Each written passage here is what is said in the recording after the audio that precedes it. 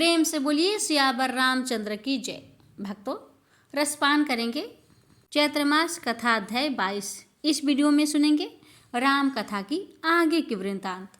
भगवान राम और माता सीता कथा कहने वाले और श्रद्धा पूर्वक सुनने वाले भक्तों पर अपनी कृपा सदा बनाए रखे, यही हमारी प्रार्थना है। जय माता दी। कथा। यज्ञ मंडप में मंत्र उच्चारण चल रहा था। यज्ञ वेदियों से अग्नि शिखाएं आकाश को छूने लगी थी। उसी समय वह संदेहवाहक वहां पहुंचा और उसने जो कहा उससे उपस्थित समुदाय सन्न रह गया। श्री रामचंद्र मंद मंद मुस्कुराए और फिर गंभीर हो गए। संदेहवाहक की बात सुनकर भरत और शत्रुघ्न की तैयारियां चढ़ गई। अयोध्यापति श्री रामचंद्र का अश्व बंदी बना लिया गया। यह एक अविश्वास भरा समाचार था। जिस अश्व के रक्षक लक्ष्मण जी थे, जिनके सहायक महावीर हनुमान थे और उनके साथ में विशाल सेना थी, उसे तो इंद्र भी रोकने का साहस नहीं कर सकता था। फिर रोका किसने? दो मुनि कुमारों ने। न केवल रोका अपितु युद्ध भी किया और लक्ष्मण व हनुमान को परास्त भी कर दिया। इसे कपोल कल्पित कथा ही कहा जा सकता है। भारत को संदेहवाहक की मनोस्थिति पर संदेह हुआ कि कहीं किसी मादक पदार्थ के प्रभाव में तो नहीं था, परंतु वे तो कई थे। यह अनहोनी कैसे हो गई? अपने बाणों से काल को भी संतुष्ट करने वाले लक्ष्मण जी को कोई युद्ध में जीत सकता है? जिनके मुष्टि प्रहार से पर्वत भी रसातल में धंस जाते हैं, उन महाबली हनुमान को कोई कैसे परास्त कर सकता है? प्रभु कुछ बोलते क्यों नहीं? अनुज भरत, बल और ऐश्वर्य अस्थायी नहीं होते। श्री राम ने भारत को समझाते हुए कहा, परिवर्तन संसार का नियम है। पृथ्वी पर एक से बढ़कर एक अद्भुत योद्धा है। वन क्षेत्रों का पराक्रम प्राय लोक व्यवहार में दिखाई नहीं देता। महर्षि परशुराम इसका उदाहरण है। तुम शत्रुघ्न सहित जाकर यज्ञ के अश्व को बंधन मुक्त कराओ। शत्रु विकट है, इसलिए किसी प्रकार का अभिमान हृदय में न रखकर यथाचित सैन्य बल ले जाकर राज्य की प्रतिष्ठा की रक्षा सर्वोपरि है। श्री राम का आदेश पाकर भारत ने चतुरंगिनी सेना को अपने साथ लिया और शत्रुघ्न को भी लेकर चल पड़े। वे मार्ग में सोचते जाते कि यह कैसे संभव हो सकता है कि लक्ष्मण और हनुमान को सेना सहित परास्त होना पड़ा। दो मुनि कुमार ऐसा कैसे कर सकते थे? वे मुनि कुमार अवश्य बालक भेष में कोई देवता या यक्ष होंगे, परंतु श्री रामचंद्र के विरुद्ध जाने का साहस तो देवता भी नहीं कर सकते। फिर वे अवश्य ही मायावी राक्षस होंगे। यह बात भारत को जंची। राक्षसी रामचंद्र से वैर ठान सकते हैं और उन्होंने ही ऐसा किया होगा।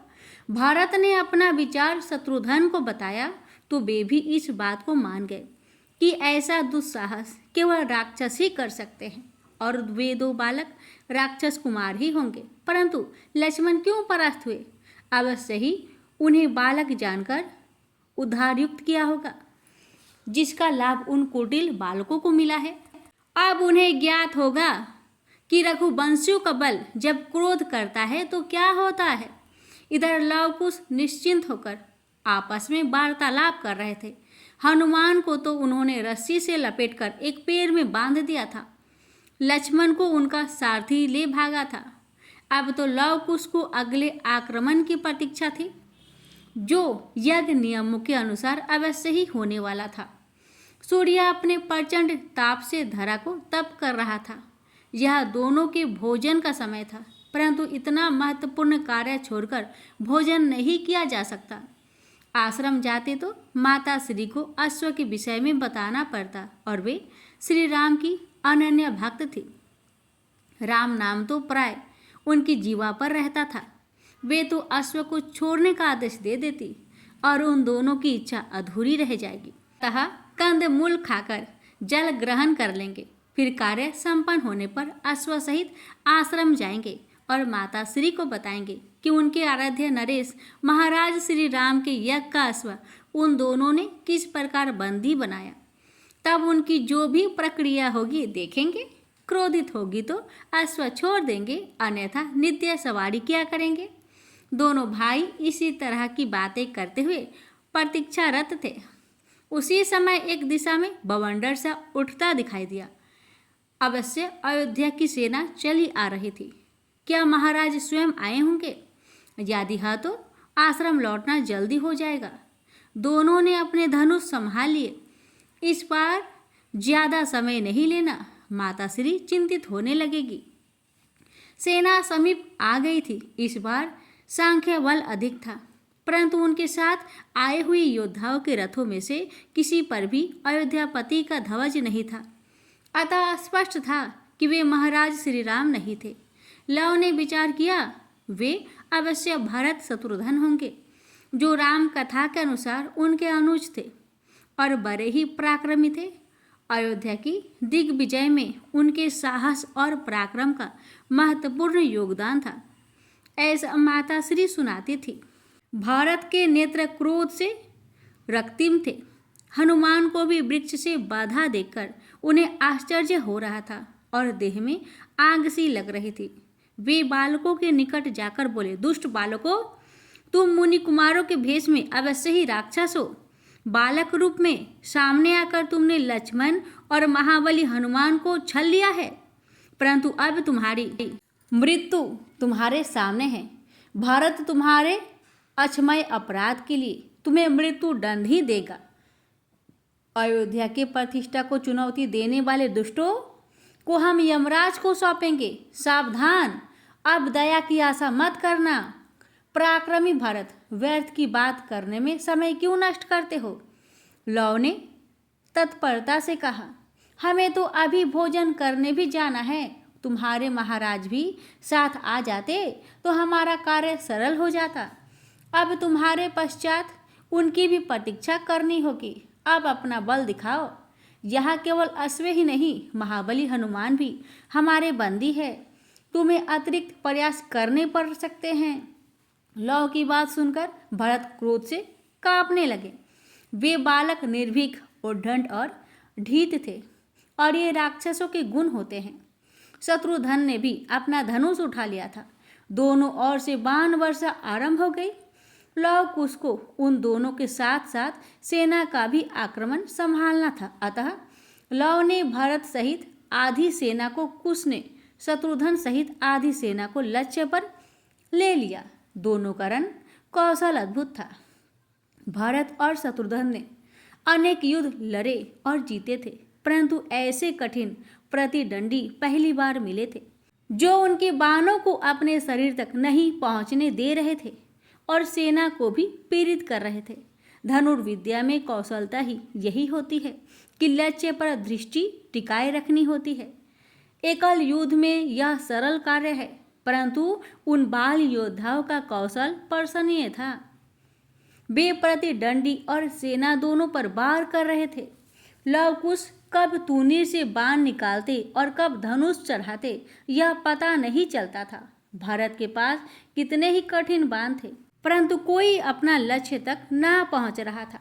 यही स्थिति शत्रुघ्न की भी थी। कुश ने उनको व्याकुल कर दिया था। उनके सारथी, घोड़े और रथ का ध्वंस कर दिया था। शत्रुघ्न को पैदल युद्ध करना पड़ा। राम पुत्रों से राम अनुजों का युद्ध देखने के लिए देवता भी आकाश में आ जुटे थे। एक पीढ़ी से भावी पीढ़ी का यह अद्भुत अद्वितीय था। राम पुत्रों का रण कौशल दर्शनीय था।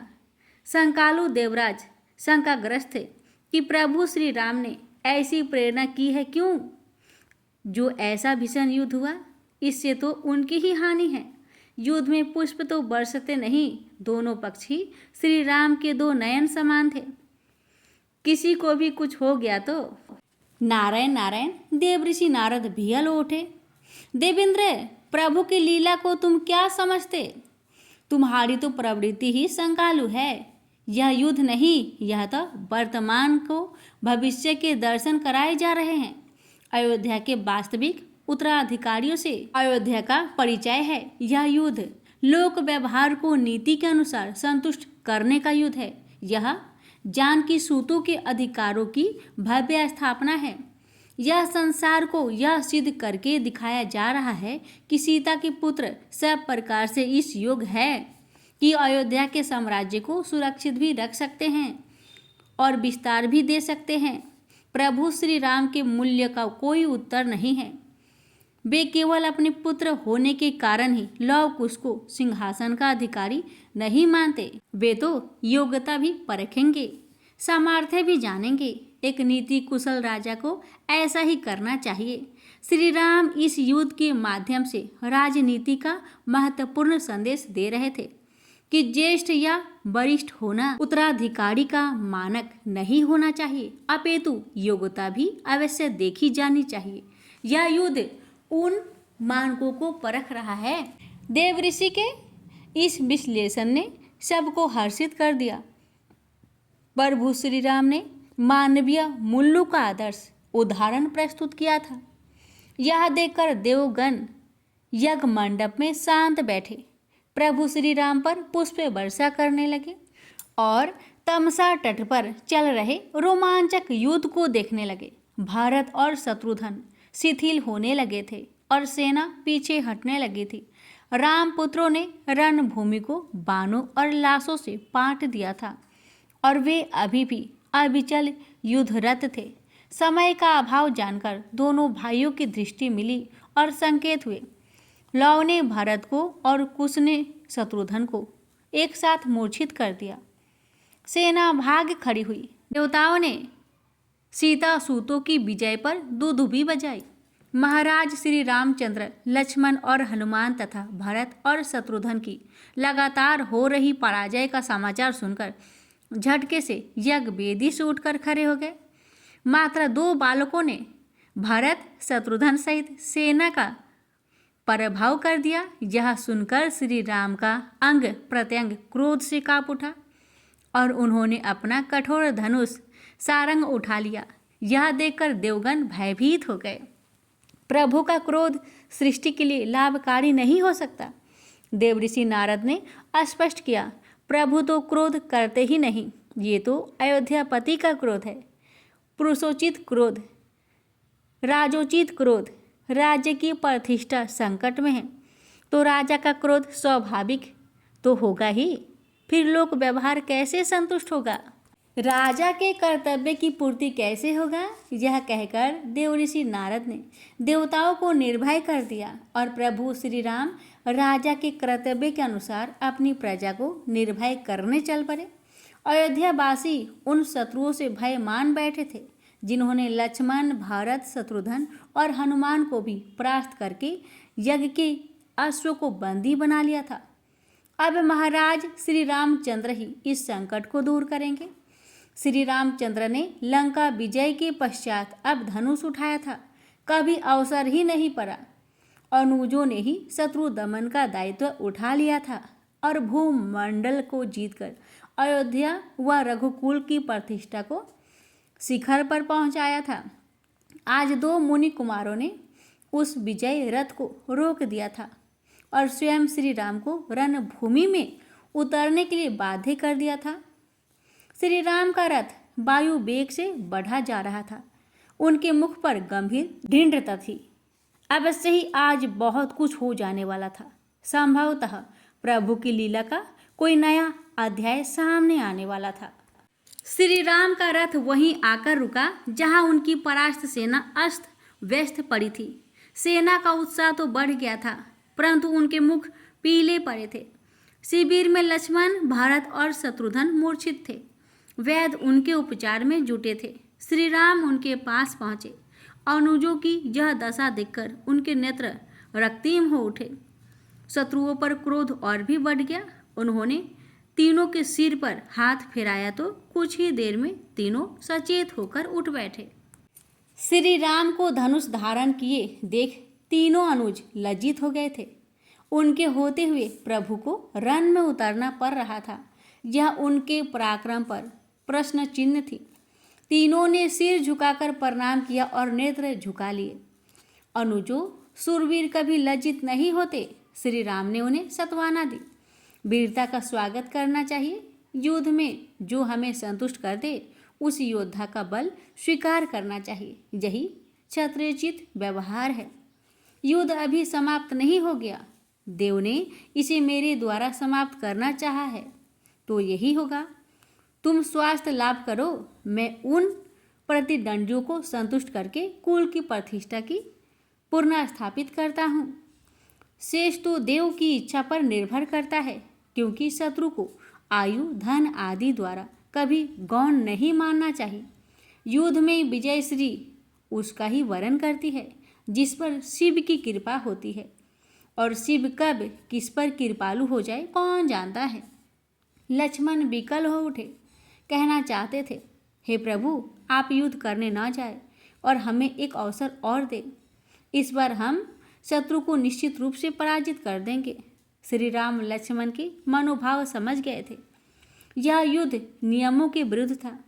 पराजित योद्धा को पुनः युद्ध के लिए नहीं भेजा जाता। यह सीमा विस्तार का युद्ध नहीं था, प्रतिष्ठा का था, जो नियमों के साथ बंधी थी। श्री राम ने उन्हें समझाकर शांत कर दिया और स्वयं सेना लेकर रणभूमि की ओर चल दिए। सूर्य का ताप अब कम हो गया था, शीतल हवा बहने लगी थी। देवता उस भावी युद्ध को देखने की इच्छा के साथ वापस में उसके परिणाम की गणना कर रहे थे। क्या प्रभु श्री राम यह नहीं जानते कि लव कुश उनके ही पुत्र है? इंद्र के प्रश्न देवऋषि को मूर्खतापूर्ण लग रहे थे। उन्हें सरोज समझाते हुए बोले, देवेंद्र, कभी तो बुद्धिमत्ता का परिचय दिया करो। प्रभु श्री राम तो सब जानते हैं, परंतु अयोध्या के महाराज श्री रामचंद्र क्यों जानने लगे? किस विधि से जानेंगे? राजा है, ज्योतिषी नहीं, भौतिक है, देविक नहीं, भौतिकता को जी रहे हैं, अतः प्रभुताई का प्रदर्शन क्यों? देवराज इतनी गूढ़ बातें नहीं समझते, परंतु देवऋषि समझाते हैं तो समझ गए। प्रभु की लीला अद्भुत है। नारायण से नर हुए, अब नर से नारायण हो रहे हैं। मानव से महामानव होने का क्या मार्ग है, यह श्री राम ने मानवता को बता दिया। श्री राम रणभूमि में आ गए। लव कुश उनको दूर से देखकर ही पहचान गए।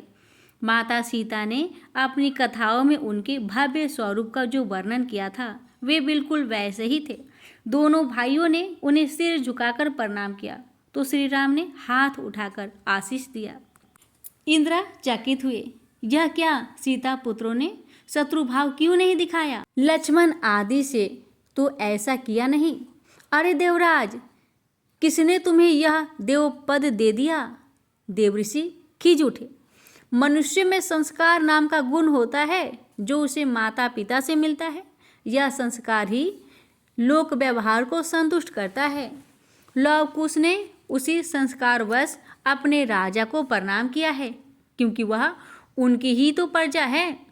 राजा का सम्मान प्रजा को करना चाहिए। लव कुश ने विजय का आशीर्वाद नहीं मांगा, क्योंकि अपनी माता के आशीर्वाद और गुरु की शिक्षा से अपनी विजय के प्रति वे आश्वस्त हैं। हे वीर पुत्रों, तुम्हारे पराक्रम की जितनी भी सराहना की जाए वह कम है। मेरा प्रणाम है तुम्हारी माता को, तुम्हारे गुरु को और तुम्हारे पिता को। तुमने भूमंडल विजित करने वाली उस सेना और उन योद्धाओं को पराभव किया है जिसके समक्ष युद्ध करने का साहस देवता भी नहीं कर पाते।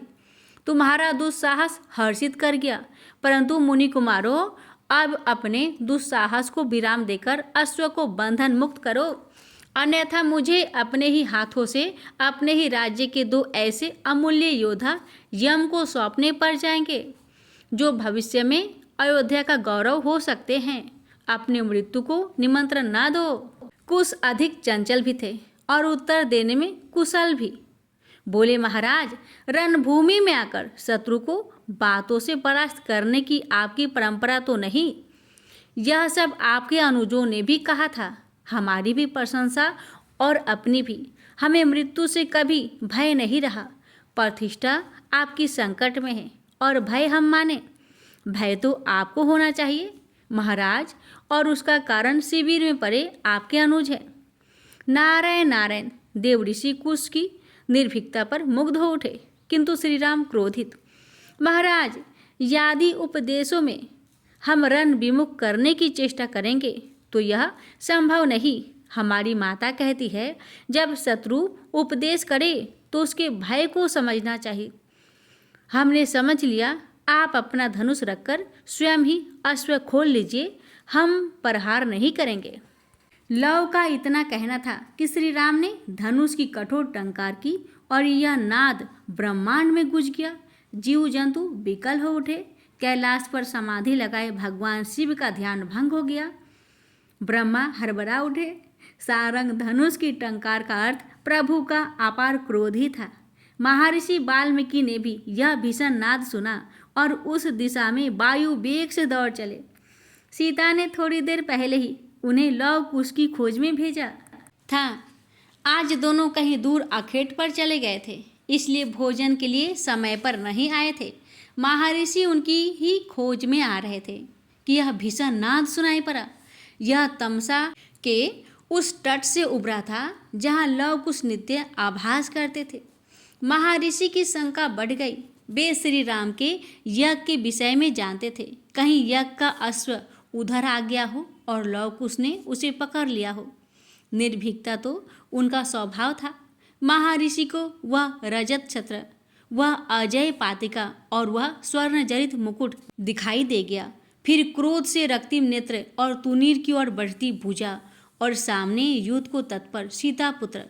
महर्षि ने मन ही मन याचना की, प्रभु क्षमा क्षमा, प्रभु क्षमा, दया कीजिए नाथ, अनर्थ हो जाएगा, क्रोध विनाशकारी है। श्री राम ने सरसंधान कर लिया था। लव कुश ने भी बाण चढ़ा लिए थे। तभी महर्षि वाल्मीकि बीच में आ गए। दोनों के धनुष झुक गए। देवताओं ने शांति की सांस ली। यदि क्षण भर और महर्षि न आते तो अनर्थ हो जाता। श्री राम ने धनुष रखकर रथ से उतरते हुए महर्षि को प्रणाम किया। अब प्रभु सहज थे। हे नाथ, हे सर्वेश्वर, यह आपकी कैसी लीला है। पिता पुत्र की युद्ध की कैसी परिपाटी को आप लोग व्यवहार में स्थापित करने जा रहे थे। और पुत्रों, निर्भीकता व साहस का अर्थ सीमाओं में रहकर व्यवहारत होना होता है। तुम्हारी माता सीता ने इतना तो तुम्हें अवश्य बताया था, अपने पिता के सम्मुख शस्त्र उठाना कदापि उचित नहीं होता। रहस्य उद्घाटन हो गया था। प्रभु की लीला का समापन तक पहुंचा। देवगत हर्षित हो उठे। श्री राम के नेत्रों में पिता तुल्य वात्सल्य उमड़ आया। लव कुश ने आज पहली बार अपनी माता का नाम जाना। सीता नित्य ही जो सुनते थे कि श्री राम की पत्नी सीता थी, कभी जान ही ना सके कि कथा सुनाते समय माता इतना भव्य और सटीक वर्णन इसलिए कर पाती थी क्योंकि वे स्वयं उस कथा की मुख्य पात्र थी। लव कुश के नेत्र से अश्रु छलक उठे। श्री राम ने भुजाएं फैला दी और दोनों भाई उनमें सिमट गए। श्री राम आज ही अपने पुत्र को अपना सारा वात्सल्य देना चाहते थे। उन्हें चूम रहे थे, दुलार रहे थे। महर्षि ने हनुमान को बंधन मुक्त कर दिया। वे अब सचेत हो गए थे, परंतु अब सामने के दृश्य ने इतना भाव विभोर कर दिया था कि एकटक देखे जा रहे थे। शुभेच्छु यज्ञ सफल और संपन्न हुआ। यही उसका उद्देश्य था। सीता ने रसोई बना ली थी। लव कुश अभ्यास के लिए गए हुए थे। ये नित्य ही जाते थे। जब से धनुर्विद्या में निपुण हुए थे तब से धनुषवाणी उनके सखा हो गए थे। कुटिया में केवल भोजन और शयन के लिए आते थे। दोनों को कथा सुनने में बड़ा आनंद आता था और अपनी माता की गोद में सिर रखकर कथा सुनते सुनते ही सो जाते थे। अपने सुकुमारों को सुलाकर सीता जी स्वामी की स्मृतियों को हृदय में सजोई अतीत को याद करती थी। फिर सोए हुए पुत्र में अपना भविष्य देखती थी, जो कभी न कभी तो प्रभु श्री राम की कृपा से सूर्य की तरह प्रकाशित होंगे। दोनों नयन तारों को देखकर सीता ने अपना विषाद भुला दिया था। आज दोनों भोजन के समय पर नहीं आए थे। कुछ देर और भोजन के लिए प्रतीक्षा करके अंततः वे उकता गई। कई बार माता पुत्रों की ऐसी हरकतों से झुंझला जाती थी, परंतु यह झुंझलाहट सम्मुख पड़ते ही स्नेह में बदल जाती थी। सीता जी ने महर्षि वाल्मीकि से विनय की कि उन दोनों को खोज कर लाए, तो महर्षि उन्हें खोजने निकल पड़े थे। सीता जी सामान्य माता की भांति स्वयं से ही बतिया रही थी। आज आने दो दोनों को, बड़ी मनमानी करने लगे हैं। बड़े हो गए हैं तो क्या मनमानी करेंगे? माता की पीड़ा नहीं समझते? कितनी कठिनाइयों से पाला पोसा है, अब आंखों से इतनी दूर रहने लगे हैं। इतनी देर के लिए आ जाएंगे तो ठीक से समझा दूंगी। सीता जी अभी सौ वार्ता कर ही रही थी कि तभी एक भीषण टंकार गूंजी और वे चौंक पड़ी। उन्होंने अपना हाथ हृदय पर रख लिया। यह टंकार सारंग धनुष की थी, प्रभु श्री राम के उस धनुष की जिससे असंख्य राक्षसों ने मुक्ति पाई थी। प्रभु श्री राम आ गए, मुक्ति धाम आ गए मुक्ति देने के लिए। सीता के नेत्र अश्रुपूरित हो गए। मानव जीवन के समस्त कड़वे मीठे अनुभवों को भोगने के बाद अब स्वलोक गमन का समय आ गया था और यह धनुष टंकार उसी का संकेत थी। प्रभु श्री राम ने अपनी प्राण प्रिया श्री लक्ष्मी को बैकुंठ जाने की अनुमति दे दी थी। वहां श्री राम अपने पुत्र पर निछावर हुए जा रहे थे। आंखों से अश्रुधारा बह रही थी। बार बार महर्षि के कृतज्ञ हो रहे थे कि उन्होंने रघुकुल के उत्तराधिकारियों को विषम परिस्थितियों में न केवल आश्रय दिया अपितु उन्हें इस योग भी बनाया है कि वे अपने कुल वंश की कृति को बढ़ाने वाले हो सके। दूसरी ओर महर्षि इसलिए कृतज्ञ हो रहे थे कि प्रभु ने उन्हें यह दायित्व देकर कृतार्थ किया। लक्ष्मण, भरत और शत्रुघ्न भी आ गए और अपने भतीजे को बार बार हृदय से लगाकर प्रफुल्लित हो रहे थे। लव कुश अब लज्जा का अनुभव कर रहे थे। अपने पूज्य चाचाओं से युद्ध करके ऐसा होना स्वाभाविक था। वे कुछ चुभते शब्द भी कह गए थे, इसलिए पश्चाताप कर रहे थे। मन ही मन उन्हें अपने शब्द स्मरण हो रहे थे। लव कुश की सकुचाहट को भरत जी ने भाप लिया और कुश को गोद में उठाकर दुलारा। वत्स, तुमने हमें धन्य कर दिया। तुम्हारा साहस अकारण नहीं था, यह तुम्हारे कौशल के अनुसार उचित था। तुमने वही किया जो विरोचित था। तुमसे परास्त होने पर अब जो आनंद अनुभव हो रहा है उसका वर्णन करने के लिए हमारे पास शब्द नहीं है। देव ने तुम्हें हमसे दूर रखकर जो पीड़ा दी वह सब समाप्त हो गई। आज के जैसा सुख तो कभी मिला ही नहीं। लक्ष्मण लव को हृदय से लगाए उसके शौर्य का गुणगान कर रहे थे। कोई हनुमान को देखे वे भाव में जरवत हो गए। टुकुर टुकुर इस दृश्य को देख रहे थे। बहुत समय पश्चात अपने प्रभु के मुख पर स्वाभाविक हंसी देखी थी।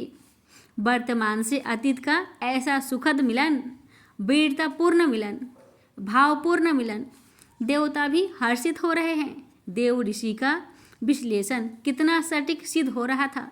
प्रभु ने कितने भव्य ढंग से संसार के समक्ष लव कुश के अधिकारों को रक्षित किया और उन्हें समाज में स्थापित किया था। देवराज इंद्र को अब प्रसन्नता हो रही थी कि प्रभु श्री राम और जानकी जी का पूर्ण मिलन होगा। तब उस क्षण का आनंद कुछ और ही होगा। देवऋषि ने पुनः उनकी बुद्धि पर खींच जताई। प्रभु को भाव में समझा जाता है, बुद्धि से नहीं। श्री राम ने महर्षि से विनय करते हुए सीता की दर्शन की इच्छा व्यक्त की तो सभी हर्षित हो उठे। आहा, प्रभु ने कानों में अमृत रस घोल दिया है। लक्ष्मण को तो अत्यंत हर्ष हुआ था। कितने समय से मन में एक अपराध बोध था। भले ही सब प्रभु की प्रेरणा और आदेश से किया था, परंतु मानव बोचित पीड़ा तो सताती थी। अब वह भी दूर हो जाएगी। अयोध्या पुनः सर्व संपन्न हो जाएगी। जानकी जी के बिना श्री राम अधूरे थे, अयोध्या अधूरी थी। अब सब दुख दूर हो जाने वाले थे। महर्षि वाल्मीकि भी इसे अपना सौभाग्य कह रहे थे कि उन्हें प्रभु ने कृतार्थ कर दिया, जो अपनी कुटिया से पुत्री को विदा करके पिता तुल्य आनंद का सुख भोग पाएंगे। लव कुश अब प्रसन्न थे। वनवासी उन्हें राजकुमार यूं ही नहीं कहते थे, वे सचमुच के राजकुमार थे। अब वनवासियों से विदा लेने का समय आ गया था। इस बात को सोचते ही दोनों भाई उदास हो गए। बचपन जिन सखाओं के साथ व्यतीत किया था उनसे वियोग की पीड़ा सहनी होगी। यही तो जीवन का सौंदर्य है। महर्षि सबको लेकर आश्रम की ओर चल पड़े। लव ने चाचा लक्ष्मण का और कुश ने शत्रुघ्न का हाथ पकड़ रखा था। वनवासी उनके दर्शन के लिए भागे आ रहे थे। जंगल में समाचार फैल गया था कि महाराज श्री रामचंद्र वन भ्रमण को आए थे और लव कुश उन्हीं के पुत्र है। वे सचमुच के राजकुमार है। सखाओं को इस बात ने चकित कर दिया था। सब उनसे मिलने दौड़ चले आ रहे थे। अब तो वे अपने नगर चले जाएंगे। कम से कम मिल तो ले, फिर जाने कभी भेंट हो ना हो। श्री राम अपने प्रति वनवासियों का प्रेम देखकर भाव विभोर हो गए। सीता जी अपने आश्रम पर व्याकुलता से इधर उधर टहल रही थी। मानव जीवन के नियम व्रत बड़े कठोर होते हैं। उनका निर्वाह करना ही वास्तविक जीवन है। कोई बिरला ही इनका पालन कर पाता है। श्री राम ने जीवन के सभी नियमों, मूल्यों और आदर्शों को मनुष्य रूप में जिया था। उन्होंने समाज को मानवता का पाठ पढ़ाया। धर्म, वचन और सत्य को किसी भी मूल्य पर त्यागना नहीं चाहिए, भले ही बड़े से बड़े कष्ट क्यों ना सहना पड़े। सरल और स्वाभाविक जीवन को कर्तव्यों का निर्वाह करते हुए व्यतीत करना चाहिए। श्री राम ने अपनी लीला में यही सब किया। उनके जैसा पुत्र नहीं, उन्होंने भी माता की प्रसन्नता के लिए वनवास स्वीकार किया। पिता के वचन की पूर्ति हेतु राजसुख त्याग दिया। उनके जैसा भाई भी नहीं, जिन्होंने भरत को इष्ट की भांति स्नेह किया, लक्ष्मण को परछाई की भांति सदा साथ रखा और शत्रुघ्न को पुत्रवत प्रेम किया। उनके जैसा पति भी नहीं, जो अपनी प्रियतमा की वियोग में विच्छितों की भांति जड़ जंतुओं तक से उनका पता पूछते थे। और रावण जैसे शक्तिशाली राक्षस से जा भिड़े। उनके पास राजा भी नहीं, जिन्होंने प्रजा के निम्न से निम्न व्यक्ति को भी अपने जीवन का अंग माना। उनके जैसा लोक व्यवहारी भी कौन होगा, जिन्होंने समाज के स्थापित मूल्यों का दृढ़ता से पालन किया और प्राणों से प्रिय पत्नी से वियोग का अंतहीन कष्ट सहा। सीता जी ने अपने स्वामी की त्याग को पूर्णता प्रदान की। यही श्री राम का निर्देश था। सीता जी धरा सूता है, अतः श्री राम के चरणों की पदचाप जिनकी समीप आती जा रही थी, उतना ही उनका निश्चय दृढ़ हो रहा था। वे पृथ्वी से कहने लगी, हे माता, अब अंगीकार करो। अब प्रभु ने भी प्रेरणा कर दी है। त्याग का महत्व यह संसार देखे। जो त्याग दिया वह फिर कभी नेत्रों को नहीं दिखाई देना चाहिए। श्री राम ने सीता को नहीं त्यागा, सीता ने नारी शक्ति का मानक स्थापित किया है। निर्दोष को त्यागना प्रभुताई नहीं, परंतु स्वीकार है। पत्नी व्रत सहज नहीं। कुल वंश को वृद्धि देने का दायित्व यदि पत्नी का है, तो उस दायित्व के बदले कुछ तो अधिकार प्राप्त होने चाहिए। सत्य तो यह है कि नारी दशा के परिवर्तन की दशा त्रेता युग में ही श्री राम ने प्रदान कर दी थी। उन्होंने सीता जी के माध्यम से पुरुष प्रधान समाज को ललकारा था। राम कथा की विशेषता ही यह है कि इसमें मानवीय मूल्यों का संतुष्ट प्रतिपादन किया गया है। श्री राम ने जन्म से लेकर मृत्यु तक देवीय शक्तियों का प्रयोग नहीं किया। वे उस साधारण मनुष्य के भांति रहे जो मानवीय संघर्षों के बीच जीते हैं। प्रभुताई केवल प्रेरणात्मक है और यह सृष्टि का दायित्व है, इसे भी निभाना ही होगा। सीते, इस एक शब्द ने सती सीता का हृदय हिला दिया। सीते, क्षमा, भूल हो गई। इतनी सहृदयता नहीं होनी चाहिए। सीता कुटिया के अंदर चली गई थी। हे स्वामी, संसार तो आपकी सहृदयता के ही आश्रय है। आप सीता के लिए इस आदर्श को त्याग सकते हैं? कदापि नहीं। देह के लिए धर्म को विस्मृत नहीं कर सकते। इस दृश्य से जिसे सबसे अधिक आनंद आ रहा था, वे देवऋषि नारद थे। इंद्र संकित है कि देवऋषि की प्रसन्नता का कारण क्या है। श्री राम सहित अन्य सभी लोग कुटिया के सामने छोटे से आंगन में आ गए थे। श्री राम के स्वर में करुण निवेदन था, सीते, मैंने जीवन में तुम्हें अत्यधिक कष्ट दिए हैं। अपने आदर्शों और मूल्यों के लिए मैंने तुम्हारा आश्रय लिया। तुमने सदैव एक आदर्श पत्नी की भांति मेरे सभी निर्णय स्वीकार किए और मैं निर्दयता से तुम्हारे हृदय की पीड़ा को अनदेखा करता रहा। स्वयं प्रतिष्ठित होने के लिए मैंने तुम्हारे प्रति क्रूरता दिखाई। राम को श्री रामचंद्र बनने में सीता की महत्वपूर्ण भूमिका रही है, अन्यथा आज राम को कौन अपना आदर्श मानता। वह सब भुला दो प्रिय। देखो आज मेरे साथ कौन कौन तुम्हारे दर्शन को आए हैं। अनुज लक्ष्मण आज भी अपने अपराध बोध से मुक्त नहीं हुआ। भरत और शत्रुघ्न तो आज तक समझ ही नहीं पाए कि तुम अयोध्या से क्यों आई। सीते, राम और रघुकुल तुम्हारे ऋणी हुए, जो तुमने उन्हें लव कुश जैसे पराक्रमी उत्तराधिकारी दिए। ऐसी त्याग मूर्ति तपोनिष्ठ सीता सदैव वंदनीय रहेगी। अब आकर इस हर्ष के आनंद को दोगुना करो। सीता जी के नेत्रों से अश्रुधारा बह रही थी। हे नाथ, विदाई के समय तो हृदय को अपने प्रेम से आहत ना कीजिए। सीता किस प्रकार आपको अपना मुख दिखाए। आपने जिस दिन सीता को त्यागा उसी दिन सीता आपके लिए पराई हो गई थी। अब आप क्यों विनयी हो रहे हैं। संभवतः आप लोक व्यवहार को विस्मृत कर रहे हैं। स्वामी, आप अपने स्थापित मूल्य से पीछे नहीं हट सकते। सीता ऐसा कदापि नहीं होने देगी। आपके त्याग को सीता पूर्ण करेगी। सीता जी ने फिर पृथ्वी को पुकारते हुए प्रार्थना की, हे पृथ्वी माता, यदि मैंने मन वचन और कर्म से प्रतिक्षण अपने स्वामी के चरणों में प्रीति रखी है तो मुझे अपने आगोश में समेट लो। अपनी पुत्री को अपनी गोद में स्थान दो।